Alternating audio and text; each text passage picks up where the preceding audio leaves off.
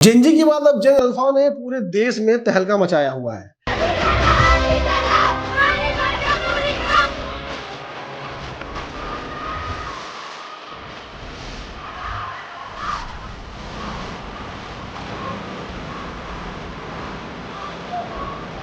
आप देखिए किस तरीके से राजस्थान के जालौर से लेकर बिहार के गया तक की तस्वीरें सामने आ रही है। उत्तर प्रदेश के फतेहपुर से और अन्य अन्य जगहों से तस्वीरें सामने आई हैं, जहां जेन अल्फा ने लगातार सड़कों पर उतरकर अपनी जो प्राथमिक मांगे हैं, जो उनकी अधिकार हैं, उसको लेकर आवाज उठाई है। बाबा साहब की तस्वीर लेकर जय भीम के नारे के साथ जेन अल्फा ने भ्रष्टाचारियों की लंका लगा दी है।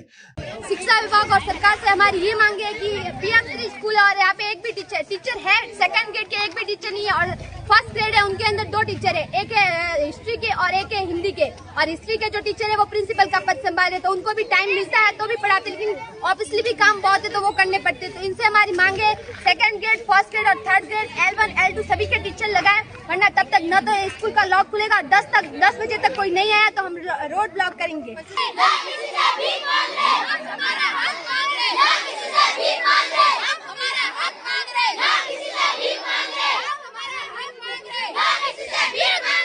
राजस्थान में ये बच्ची किस तरीके से अपने हक की मांग कर रही है और कह रही है कि इसके स्कूल में जो टीचर हैं वो नहीं आ रहे हैं।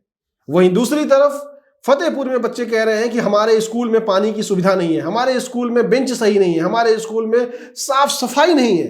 जेन अल्फा जिस तरीके से सड़कों पर उतरे उस तरीके से भ्रष्टाचारियों की लंका लग गई है, और उस सरकार की लंका लग गई है जो सरकार लगातार लीपापोती में लगी हुई है, चाहे उत्तर प्रदेश की सरकार हो, चाहे वो राजस्थान की सरकार हो, चाहे वो बिहार की सरकार हो। मगर सबसे बड़ी बात है, तीनों सरकारें बीजेपी की हैं, और बीजेपी की सरकार किस तरीके से शिक्षा व्यवस्था के साथ खिलवाड़ कर रही है उसकी पोल पट्टी है जेन अल्फा। हमारे जो भाई बहन है वो इसकी पोल खोल रहे हैं। बिहार में गया में जो हमारे जेन अल्फा भाई बहन है वो धरने में बैठ गए और कहें कि हम उन अधिकारियों से बिल्कुल नहीं मिलेंगे जो इसके लिए जिम्मेदार नहीं है, हम सीधा जिला अधिकारी से मिलेंगे। और जिला अधिकारी को वहां पहुंचना पड़ा और उन लोगों की बातें सुननी पड़ी। उनका ये कहना था हमारे स्कूल में साफ सफाई नहीं है, जो बेंच है वो टूटी हुई है, बिल्कुल भी पढ़ाई लिखाई सही से नहीं हो रही है और उनको बड़ी दिक्कतों का सामना करना पड़ रहा है। इसके आश्वासन के बाद उन्होंने अपनी पढ़ाई लिखाई शुरू की और डीएम को आश्वासन देना पड़ा कि हाँ आपकी जो मांगे हैं उसको पूरी की जाएगी। सोचिए, जब जेन अल्फा हमारे इस तरीके से अपनी हक की मांग कर रहे हैं तो आज सरकारों को जवाब देना पड़ेगा। अब दिल्ली की पार्लियामेंट से लेकर राज्य की विधानसभाओं में इस बात की चिंता उन भ्रष्टाचारी नेताओं को और उन सरकारों को सबसे ज्यादा हो गई है जो शिक्षा व्यवस्था में लीपापोती और भ्रष्टाचार करने के लिए माहिर रहती थी। लगातार भ्रष्टाचार होते थे जिनकी सरकारों में लगातार लीपापोती होती थी।